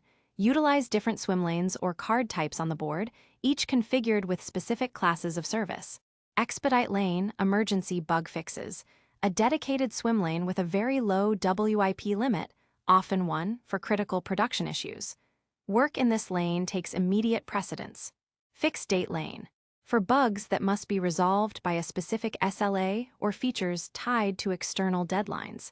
Standard lane. For regular feature development, as discussed above. Intangible lane, technical debt maintenance improvements. For proactive work that improves the system's health, but has no immediate impact on customer functionality. This work is pulled when higher priority lanes have slack capacity. Example scenario. A critical bug is reported in production for an e-commerce platform. It's an expedite item immediately placed in the top swim lane. The team sees it, and the developer currently working on a standard feature immediately pauses and pulls the bug into their in development column until it's fixed. Once resolved, they return to their previous standard work. Meanwhile, the team has a separate intangible lane where they allocate an hour a day or pull a card when a slot is free in development for refactoring old modules or updating libraries, preventing technical debt from crippling them in the long run. This approach brings order to chaos, ensuring that critical issues are addressed quickly while still making progress on planned work and allowing for proactive maintenance. 8.3 Aligning with DevOps and cross-functional teams. Kanban's philosophy aligns perfectly with modern software delivery paradigms like DevOps, which emphasizes collaboration, automation, and continuous delivery across the entire value stream from development to operations. Kanban benefits. End-to-end flow.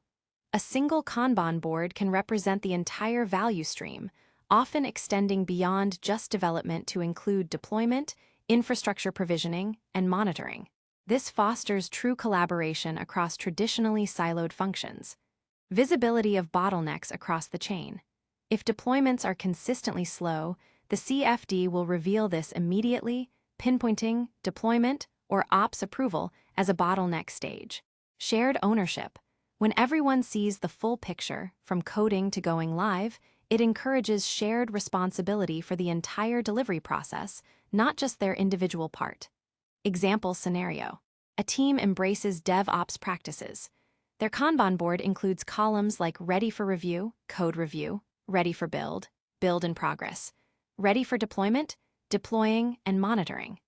When the ready for deployment column consistently saturates, it's a clear signal that the ops team needs automation, more resources, or improved processes around deployment. The developers, seeing this, might offer to contribute to deployment scripts, or the whole team might prioritize automating part of the deployment process, treating it as a critical, intangible task. 8.4. Managing technical debt and maintenance. Neglecting technical debt can slowly poison a software project, leading to slower development, increased bugs, and eventual project collapse. Kanban provides a structured way to acknowledge, track, and manage technical debt proactively. Kanban solution, visibility, create specific card types for technical debt, refactoring, or infrastructure improvement. Place them in the regular backlog, or, even better, in a dedicated intangible swim lane. Dedicated capacity. Use the intangible class of service, discussed in 8.2, to ensure a small, regular capacity is allocated to these critical, future-proofing tasks. This ensures they don't get continually deprioritized by urgent feature work. Metrics. Track the time spent on technical debt, though it may increase cycle time temporarily, and the impact of its reduction, e.g., fewer bugs in related areas, faster feature development in the long run. By making technical debt truly visible and allocating explicit capacity to it, teams can move from reactive firefighting to proactive, strategic improvement, ensuring the long-term health and velocity of their codebase. Kanban's power lies in its simplicity and adaptability. It's not about imposing a rigid set of rules, but about providing a set of principles and practices that help you understand, control, and improve your unique software development workflow. By applying these concepts, you can transform chaotic development efforts into a predictable, efficient, and continuously improving flow of value. Chapter 9. Kanban versus Scrum. Choosing the right Agile path. If you've explored Agile methodologies at all, you've undoubtedly encountered Scrum. It's often the first framework people learn when embarking on an Agile journey, and for good reason. It's prescriptive, has well-defined roles, and offers a clear rhythm for teams. Given its popularity, a natural question arises.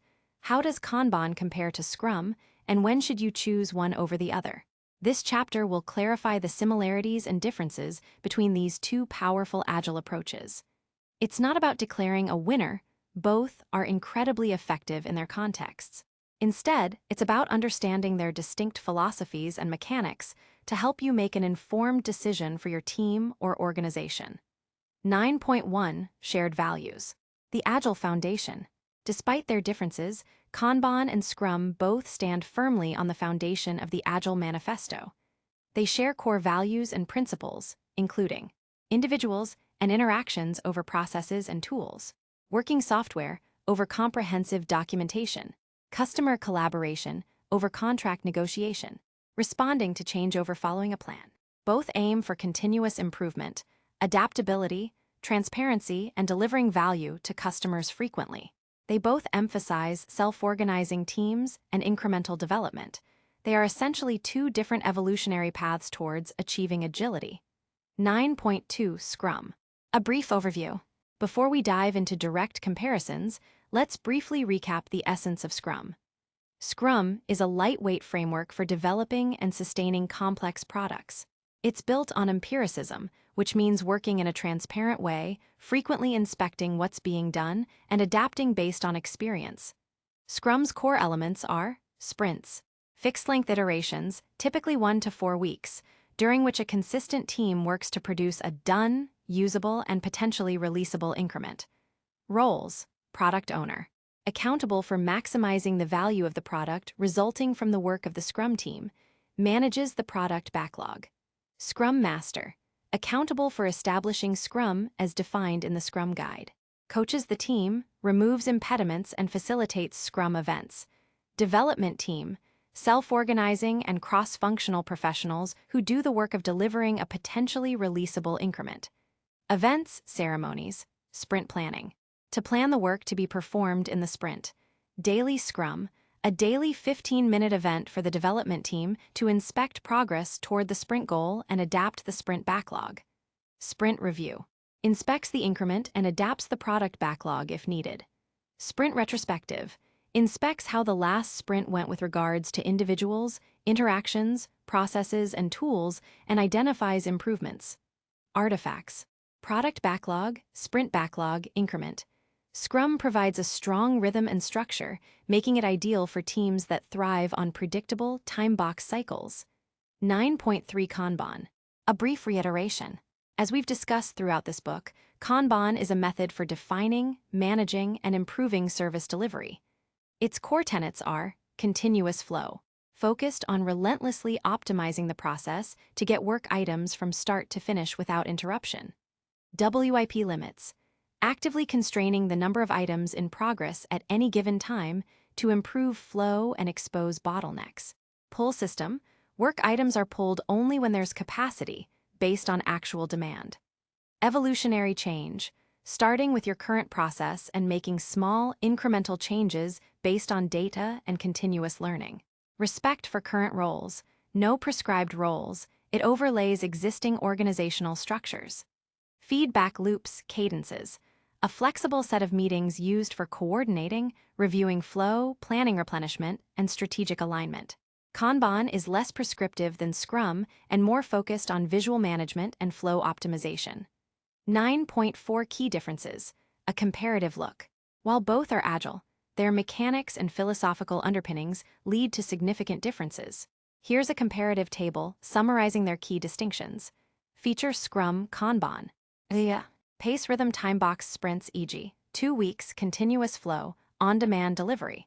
Release cycle, typically at the end of a sprint, can be continuous delivery. Release when ready. Roles prescriptive, product owner, scrum master, dev team, respects existing roles. No prescriptive roles. Ceremonies, prescriptive events, sprint planning, daily scrum, etc. Flexible cadences, daily Kanban, replenishment, flow review, etc. Changes are generally not introduced within a sprint. Changes can be introduced at any time based on priority. WIP limits implicit, sprint backlog acts as a limit for scope. Explicitly defined and enforced per column state. Batch size work usually grouped into sprint backlog increments. Focus on single-piece flow or small batch flow. Metrics velocity, story point sprint. Burned on charts flow metrics, cycle time, lead time, throughput, CFD. Starting point often requires a big bang. Change to implement starts with what you do now. Evolutionary change. Estimation often relies on story points or hours for sprint planning. Relies on historical cycle time data for predictability. 9.5 When to choose which. The choice between Scrum and Kanban often depends on your team's context, the type of work, and organizational culture. Choose Scrum when you need a highly structured rhythm. Sprints provide a predictable cadence for planning, execution, and review. This can be beneficial for less mature teams seeking guidance. You're developing a new product or significant new features.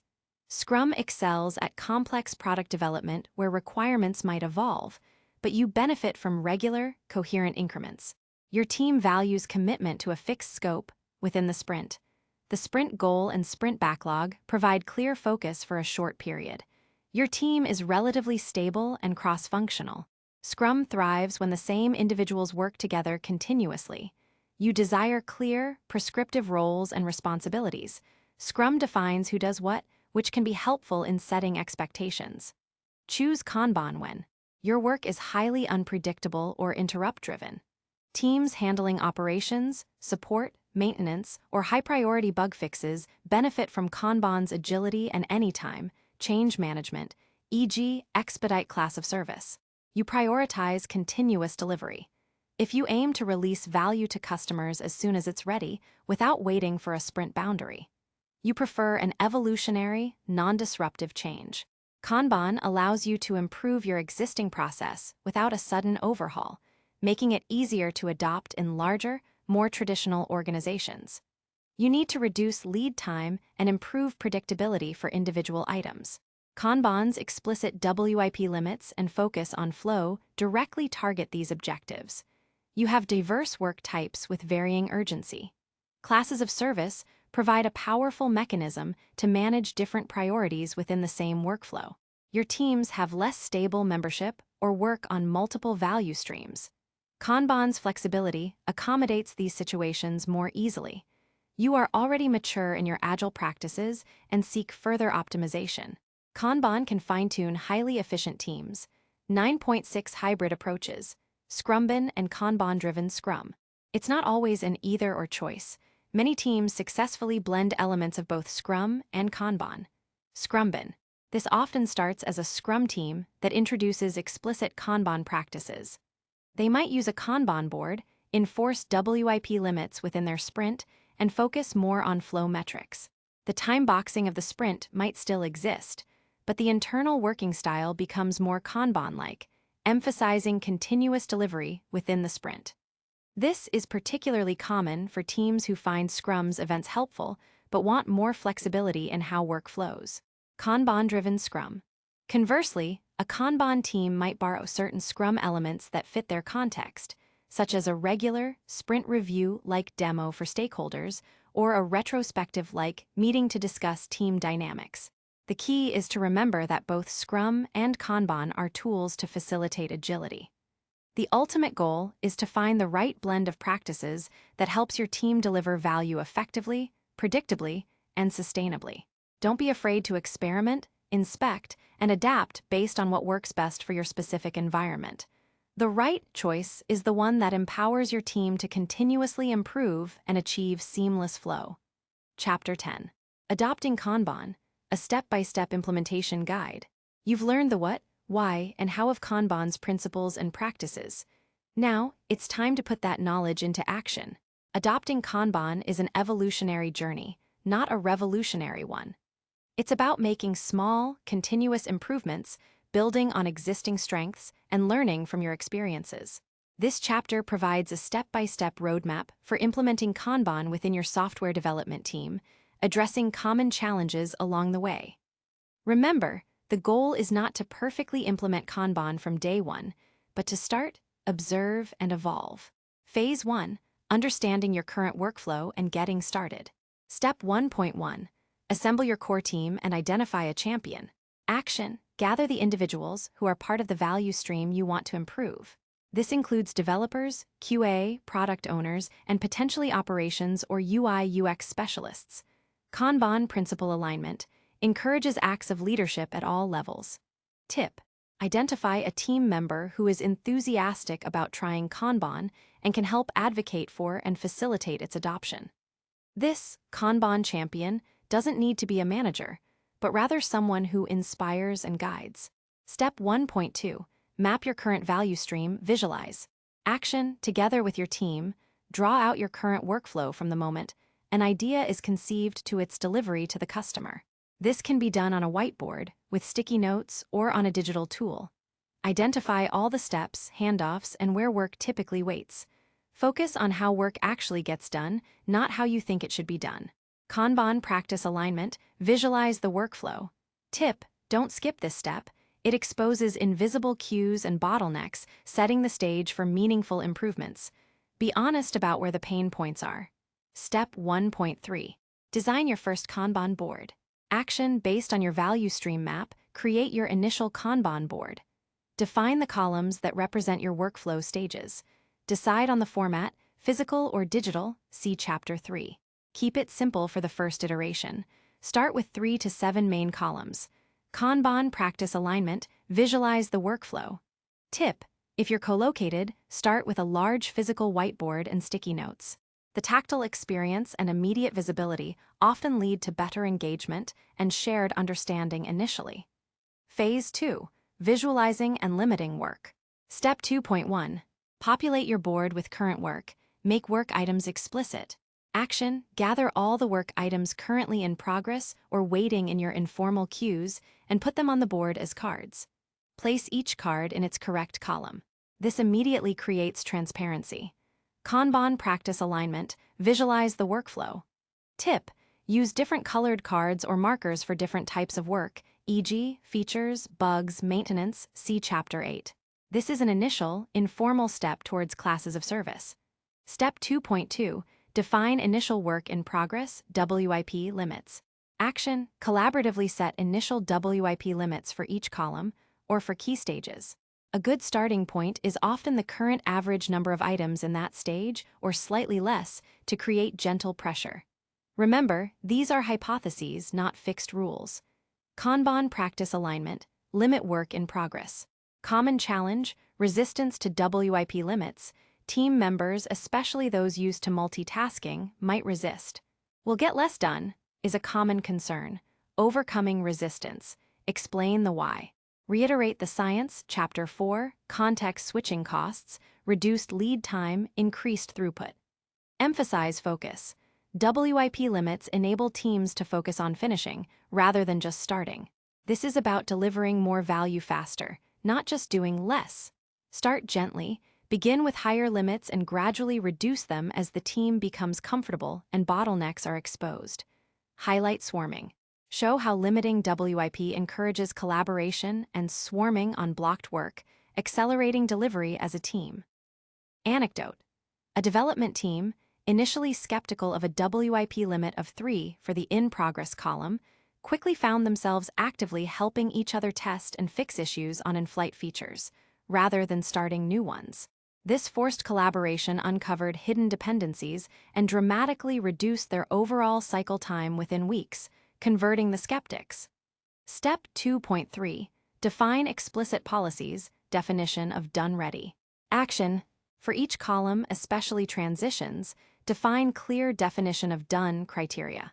For the upstream ready column, e.g., ready for dev, define the definition of ready for items to be pulled into the active workflow. Display these prominently near the board.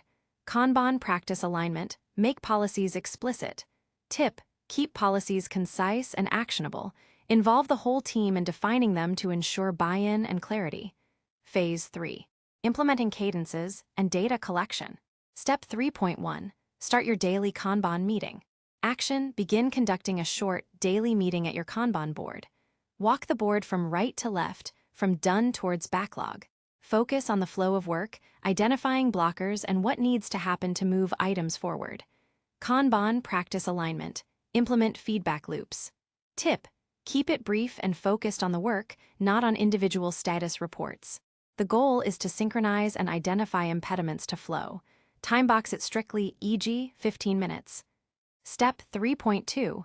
Implement regular replenishment meetings. Action. Schedule a regular meeting, e.g., weekly or bi-weekly, to pull new work from the backlog into your ready column. Only pull work up to your maximum WIP limit for that stage. Kanban practice alignment. Implement feedback loops, manage flow pull system. Tip, use this meeting to discuss priorities and readiness for new work, managing the commitment point. Step 3.3. Begin collecting flow metrics. Action. Start tracking the date each work item enters and leaves each column, especially when it enters the first WIP limited column and when it reaches done. Kanban practice alignment. Improve collaboratively, evolve experimentally via data. Tip, if using a digital Kanban tool, this will often be automatic.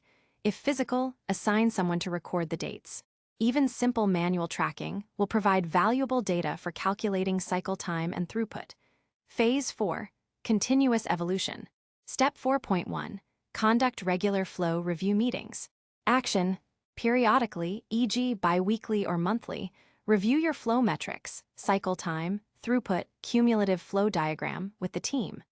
Discuss trends, identify persistent bottlenecks, remember those widening bands on your CFD, and brainstorm potential improvements. Kanban practice alignment. Implement feedback loops. Tip, this is where you leverage the data you've been collecting to inform your continuous improvement efforts. Step 4.2. Practice small, data-driven experiments, Kaizen. Action. Based on your flow reviews, identify a small change you want to try to improve flow. This could be adjusting a WIP limit, changing a policy, or experimenting with a new way of collaborating. Implement the change, continue to measure, and observe its impact. Kanban practice alignment. Improve collaboratively, evolve experimentally. Tip, don't try to change too many things at once. Make one small experiment, see its effect, and then decide whether to keep or discard it. This is your iterative cycle of improvement. Step 4.3. Foster a culture of continuous improvement and leadership. Action. Encourage an environment where everyone feels empowered to identify problems and suggest improvements. Celebrate small victories and learning opportunities. Kanban principle alignment encourages acts of leadership at all levels. Agree to pursue evolutionary change. Common pitfall. Kanban as a rigid framework. Some teams treat Kanban like a checklist, implementing practices without understanding the underlying principles. This leads to stagnation. Overcoming this, continually refer back to the principles.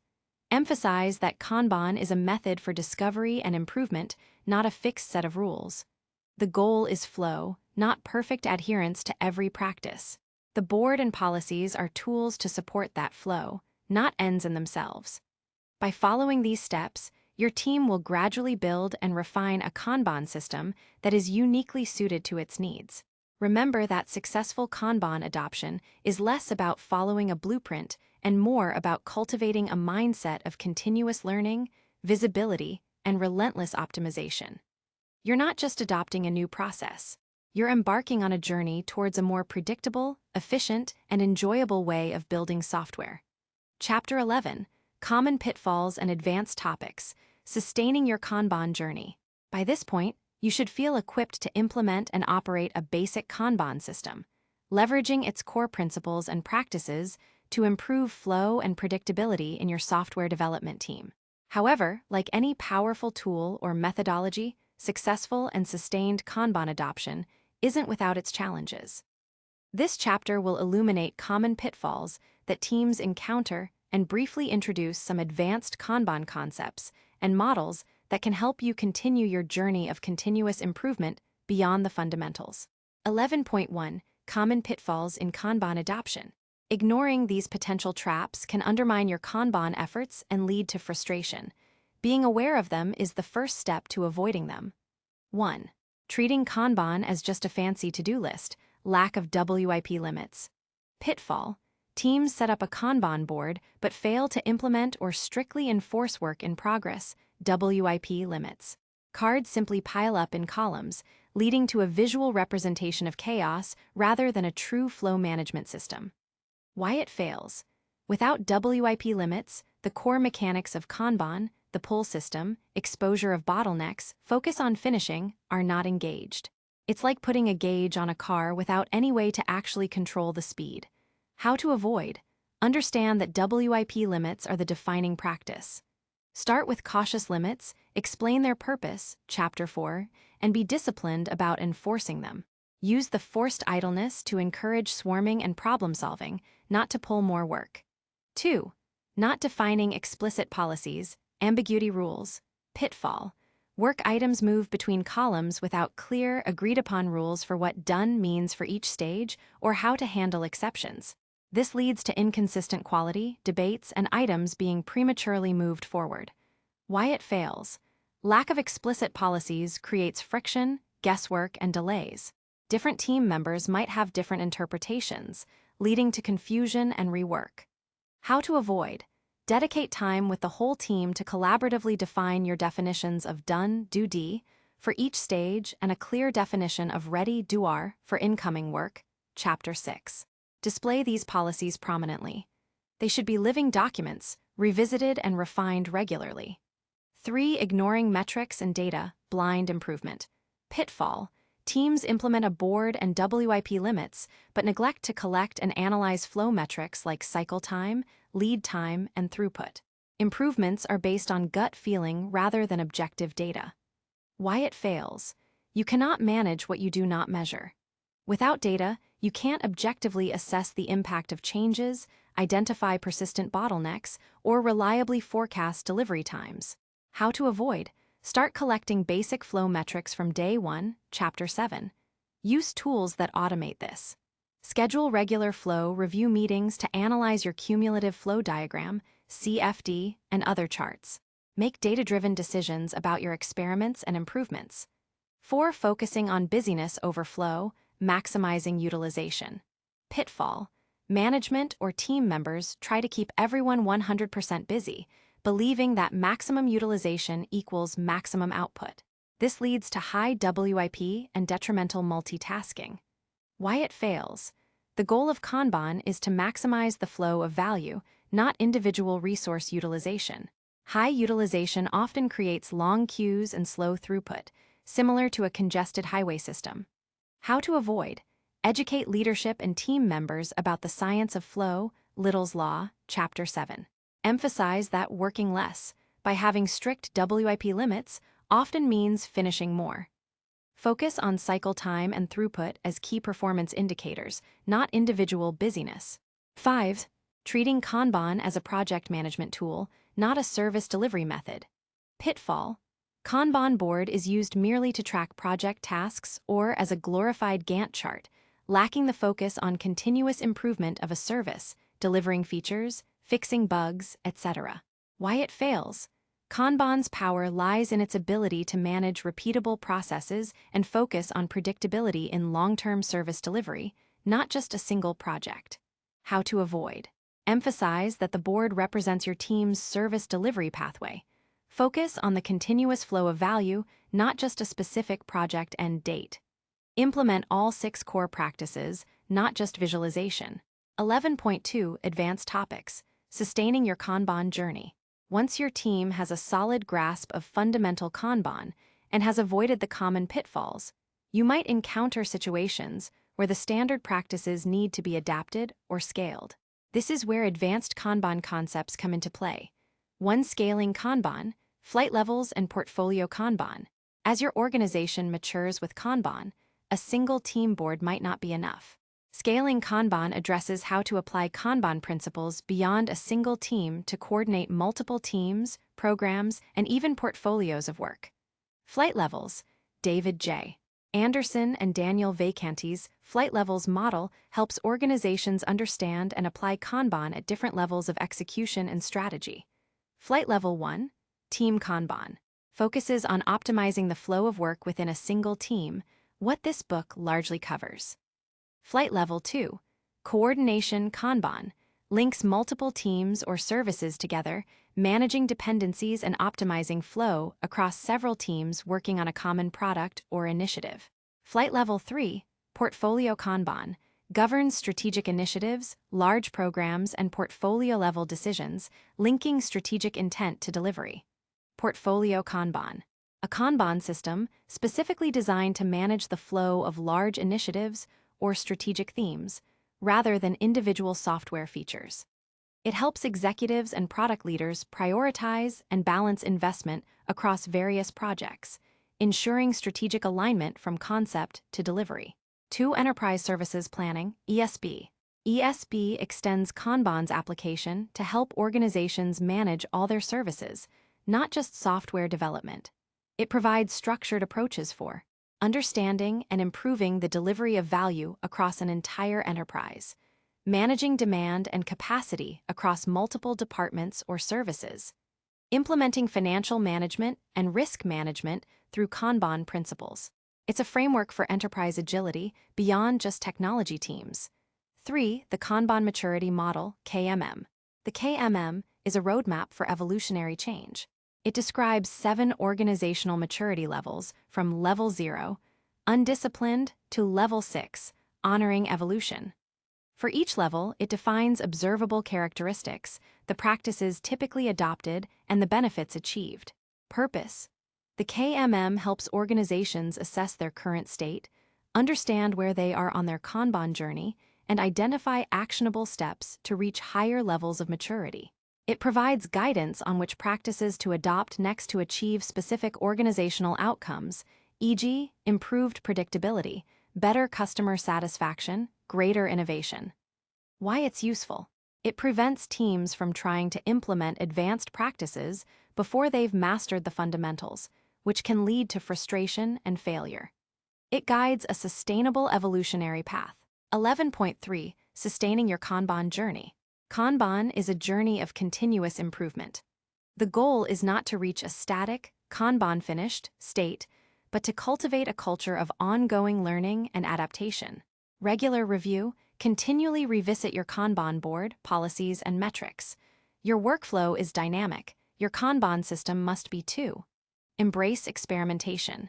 Remember the improve collaboratively, evolve experimentally, practice.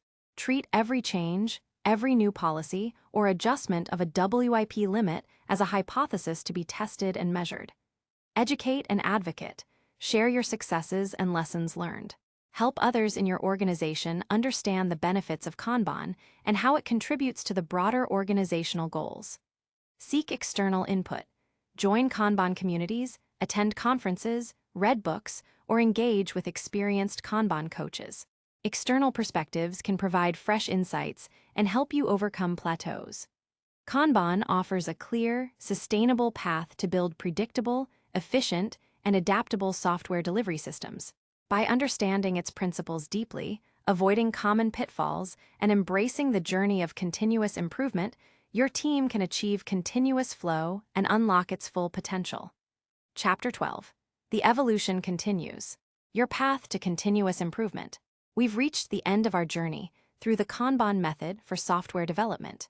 From understanding its lean manufacturing roots to designing Kanban boards, embracing WIP limits, managing flow, making policies explicit, leveraging powerful metrics, and seeing Kanban in action across various scenarios, you now possess a comprehensive understanding of this incredibly effective approach.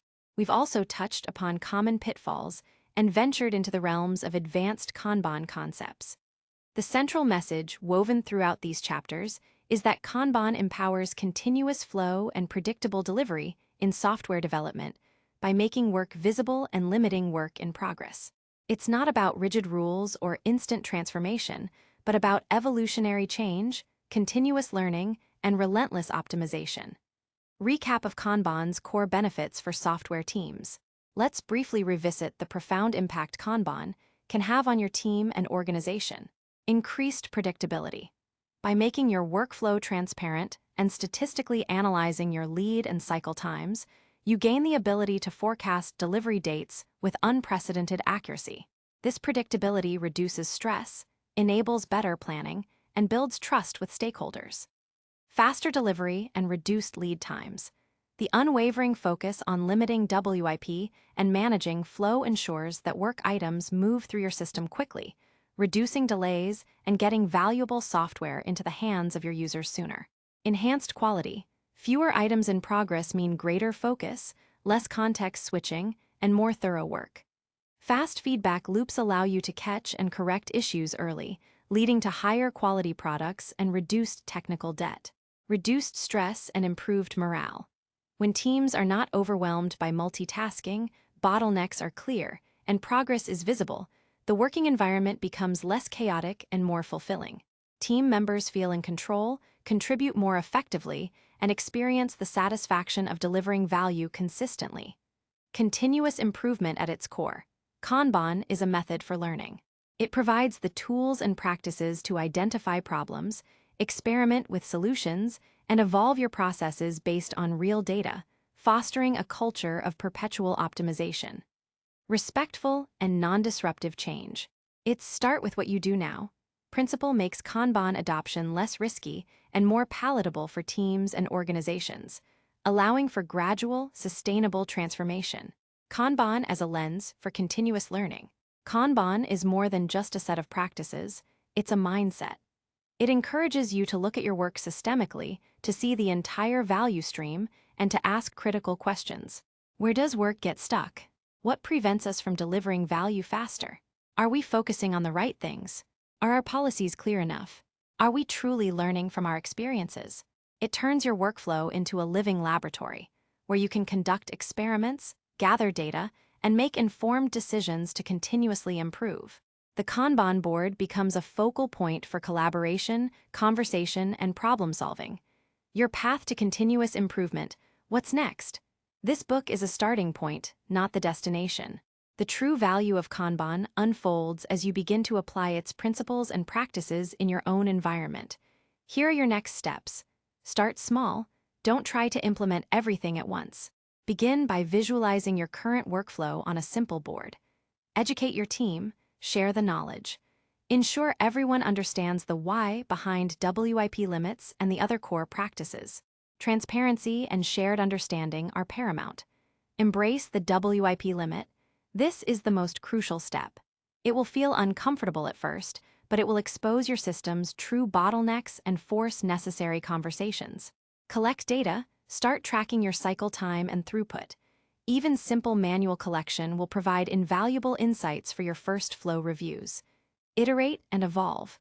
Remember, Kanban is evolutionary. Your first board and policies are just hypotheses. Regularly review your performance, discuss what's working and what's not, and make small, incremental changes based on your learnings. Seek guidance. Don't be afraid to connect with others on the Kanban journey. Further resources for your Kanban journey. The world of Kanban is rich and continually evolving. To deepen your understanding and connect with the community, consider exploring these resources. Foundational books. Kanban, Successful Evolutionary Change for Your Technology Business by David J. Anderson, the seminal work that adapted Kanban for knowledge work. Actionable Agile Metrics for Predictable Delivery by Daniel Vacanti, a deep dive into flow metrics and forecasting. Practical Kanban by Klaus Leopold, provides excellent, practical advice on implementation and flight levels. Kanban Communities. Look for local Kanban meetups or online communities, forums, social media groups, where you can share experiences and ask questions. Organizations like the Lean Kanban University, LKU, offer training, certification, and a body of knowledge to further your expertise. Conferences and workshops.